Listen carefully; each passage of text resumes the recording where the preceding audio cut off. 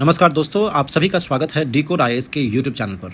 दोस्तों, ये जनवरी 2022 की पॉलिटी के इशू का आखिरी टॉपिक है और इसको हम लोग अभी ढंग से समझने वाले हैं, जो कि आपके करंट अफेयर्स में और GS2 के स्टैटिक के साथ हम लोग जोड़कर पढ़ सकते हैं। तो चलिए टॉपिक को स्टार्ट करते हैं। लोकल रिजर्वेशन इन प्राइवेट सेक्टर। लोकल रिजर्वेशन इन प्राइवेट सेक्टर दोस्तों, ये न्यूज़ में कई बार आ चुका है, तो इसको अलग अलग एस्पेक्ट में अलग अलग महीनों में इन पर्टिकुलर टॉपिक को बारी बारी से ये रिपीट हुआ है, तो इसका मतलब यहां से सवाल बन सकता है। लोकल रिजर्वेशन इन प्राइवेट सेक्टर न्यूज़ क्या है? हरियाणा गवर्नमेंट ने चैलेंज किया है सुप्रीम कोर्ट में।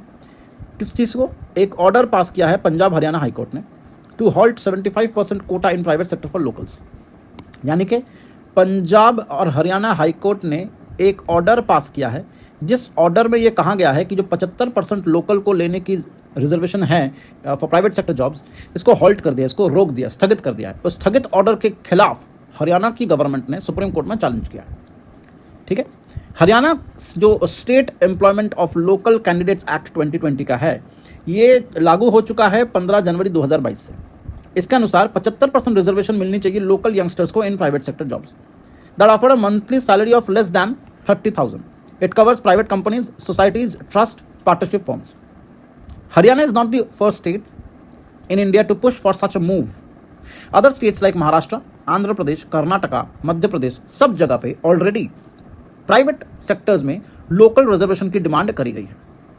ठीक, आर्ग्यूमेंट क्या क्या है जो कहती है कि लोकल रिजर्वेशन मिलनी चाहिए? आर्ग्यूमेंट्स क्या क्या है? नंबर 1 आर्ग्यूमेंट ये है, it's a step towards right to employment.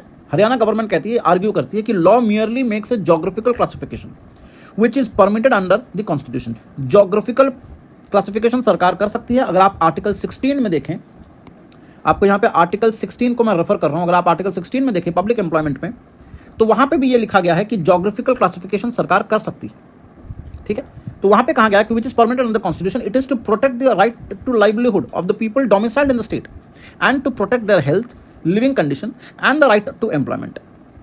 दूसरा आर्गुमेंट क्या देते हैं? Dealing with shrinking employment opportunities जो है एम्प्लॉयमेंट की वो कम हो रही है, अर्थात हमें अगर रिजर्वेशन के जरिए जॉब अपॉर्चुनिटीज नहीं मिलती हैं तो ज्यादा मुश्किलात बढ़ जाएगी वहां के लोगों के लिए।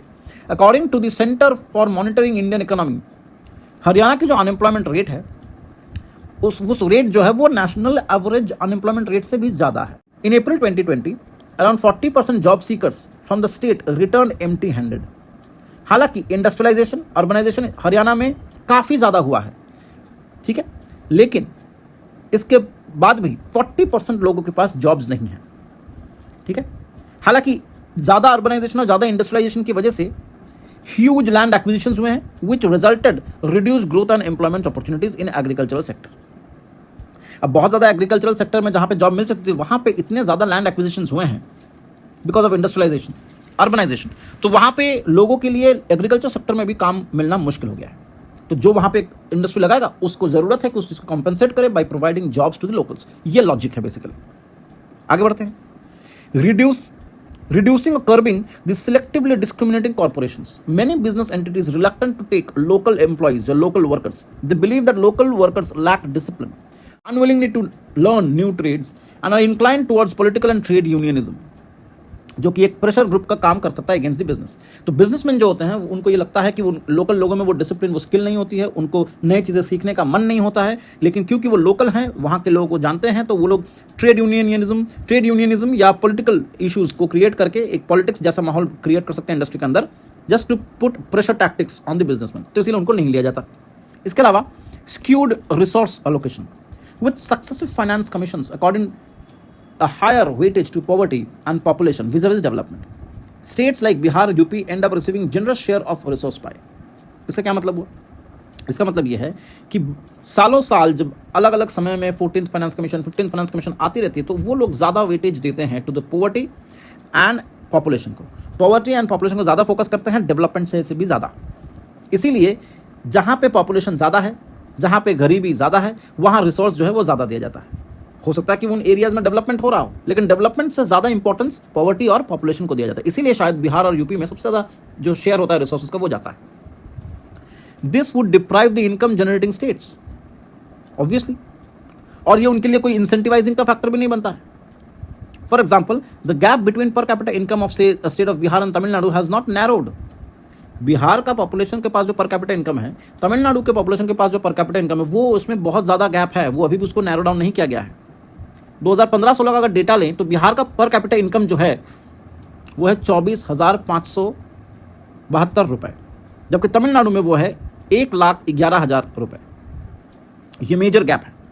जो लोग इसके खिलाफ हैं, जो लोग कहते हैं कि ये लोकल रिजर्वेशन इन प्राइवेट सेक्टर नहीं होनी चाहिए, उनका क्या लॉजिक है? वो कहते हैं इस तरीके की जबरदस्ती प्राइवेट सेक्टर के ऊपर it is in contravention to article 14, article 16 right to equality and article 19(1)(g which provides for protection of certain rights to practice any profession. हम अलाउ करते हैं आर्टिकल 19(1)(g में आप कोई सा भी काम कर सकते हो, लेकिन अगर उस काम करने के लिए आपको फोर्स किया जाए कि आप लोकल लोगों को जो है इन्वॉल्व करो, उसको जॉब में लो, वो भी 75% का, ये एक तरीके का जो है वो एक कॉन्ट्रवेंशन है टू द फंडामेंटल राइट्स। ठीक है, नेक्स्ट, इस तरीके का जो चिंतन है कि लोकल लोगों को लेना पड़ेगा, वो भी 75% लेना पड़ेगा, इस तरीके का जो चिंतन है सरकार का, ये और ज़्यादा आग में घी डालने का काम करता है जब हम सन ऑफ सॉइल वाले सिंड्रोम को या उस प्रॉब्लम को समझने की कोशिश करते हैं। तो employment is one of the principal factor behind migration. लोगों के पास अपने जगह में काम नहीं है तो दूसरी जगह पे माइग्रेट कर रहे हैं फॉर सम डेवलपमेंट। ठीक है, लेकिन अगर वहां पे भी ये देखा जाए कि उन लोगों को नहीं बल्कि लोकल लोगों को लिया जाएगा, it will be not just to the fundamental rights. ठीक है, वो एक पैंडोरा बॉक्स खोल देगा अदर स्टेट्स के लिए और वो भी उसी की तरह काम करने लगेंगे। So it will not be a good choice to promote son of the soil principle, जैसे कि महाराष्ट्र में हुआ था। जो इतने सारे जॉब्स हैं वो पहले महाराष्ट्रियंस को मिलेंगे, फिर अन्य स्टेट्स को मिलेंगे। तो इससे काइंड ऑफ एन एनिमिटी, एक इंटेग्रिटी और फ्रेटर्निटी में भी आघात लगता है। इसके अलावा लेबर मार्केट जब वो स्टाइफल हो जाती है, क्यों? अगर रिजर्वेशन में लेबर मार्केट क्या है? लेबर मार्केट ये है कि स्किल्ड लोग जो हैं वो कम्पीट करते हैं, लेकिन अगर इस तरीके का माहौल रहता है, सच रिजर्वेशन में push business to migrate, business ही चली जाएगी एक जगह से दूसरी जगह, क्योंकि उन्हें पता है कि स्किल्ड वर्कफोर्स जो है वो सफिशिएंटली नहीं है लोकल एरियाज में, और स्मॉल एंटिटीज में find it difficult to carry on क्योंकि उनके पास उतने पैसे नहीं है। Once the new law comes into force the compliance cost में राइज। ठीक है, चीजों का दाम बढ़ेगा। ये इस तरीके का एक चीज हो रहा है, इसको हम लोग कहते हैं रिवाइवल ऑफ द लाइसेंस राज।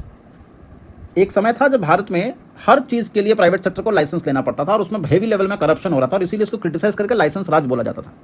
यहां पे वही चीज एक दूसरे शक्ल में, एक दूसरे रूप में हमारे सामने आ खड़ी हुई है, जिसमें हम लोग कह रहे हैं कि लोकल लोगों को 75% कोटा देना पड़ेगा किसी भी प्राइवेट सेक्टर में।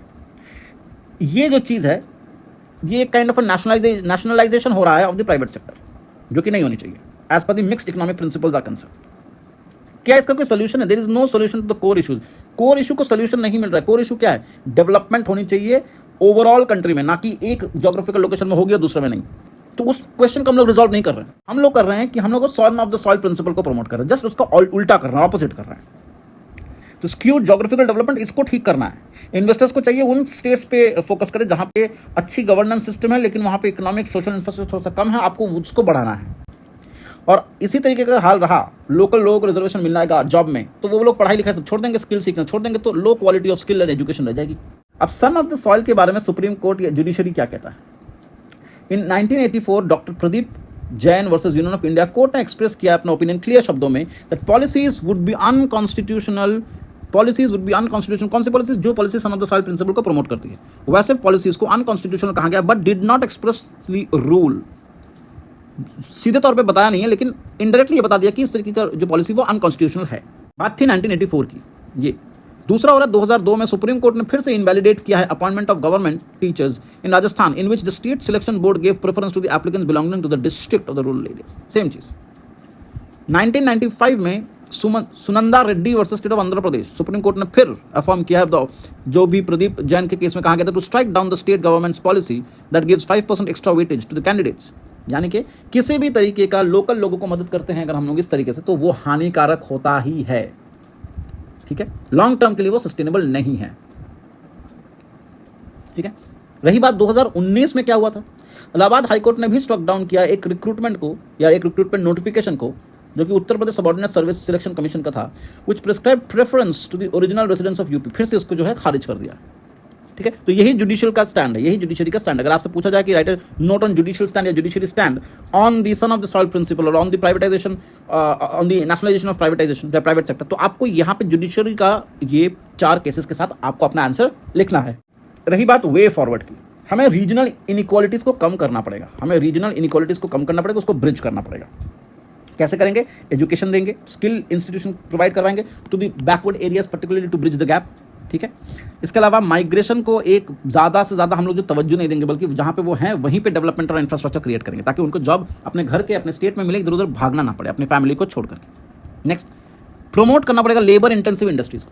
मोर job creation and industrialisation would make use of labour surplus in the country और इन द इकोनॉमी। ठीक है, तो हमें ज़्यादा से ज़्यादा जॉब क्रिएट करना है और वो ज़्यादा से ज़्यादा इंडस्ट्रियलाइजेशन होने से ही होगा, प्रोवाइडर हम लोग ये देख लें कि हमारे पास हम लोग जो सरप्लस लेबर है उसको इस्तेमाल करना सीख गए हैं, वरना डिसगाइज्ड अनएम्प्लॉयमेंट हो सकता है। ये वाले पॉइंट में डिसगाइज्ड अनएम्प्लॉयमेंट आपको दिख जाएगा। फोकस करना चाहिए एजुकेशन पे और स्किलिंग पे, क्योंकि अल्टीमेटली वही चीज़ काम आने वाली है। तो need to invest more in education, in health and skill development, यही एक चीज़ है। ठीक है, रही बात इंसेंटिव्स की, government should provide incentives to the industries, private industries, for more investments and create an enabling environment for employing local people. ठीक है, तो आई होप ये चीज़ आपको समझ में आ गई होगी। अगर आपको ये सब डिस्कशन अच्छे लग रहे हैं तो कृपया चैनल को सब्सक्राइब करना मत भूलिएगा। अगले डिस्कशन में, अगले वीडियो में हम लोग ये न्यूज़ इन शॉर्ट्स को देखने की कोशिश करेंगे, जो कि पॉलिटी के करंट अफेयर्स के इश्यूज़ हैं जनवरी 2022 के। Thank you so much video में बने रहने के लिए। जय हिंद।